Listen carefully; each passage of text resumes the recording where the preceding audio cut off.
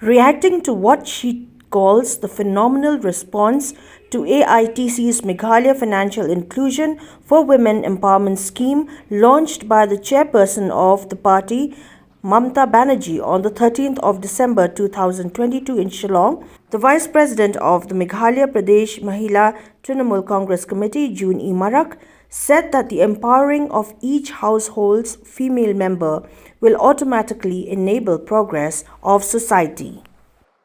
We appreciate the phenomenal response that the people of Meghalaya have shown. We have already crossed the mark of 1,000 overnight. Ahead of the festive season, our objective is to reach every household and shine it up brightly with the light of MFIV scheme. We card under the Meghalaya Financial Inclusion for Women Empowerment Scheme is a promising step in empowering households through empowering women. Women across all walks of life would be given financial support of Rs 1,000.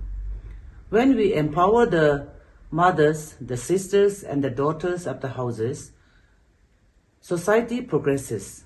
We have launched a scheme to pay special attention to the empowerment of women.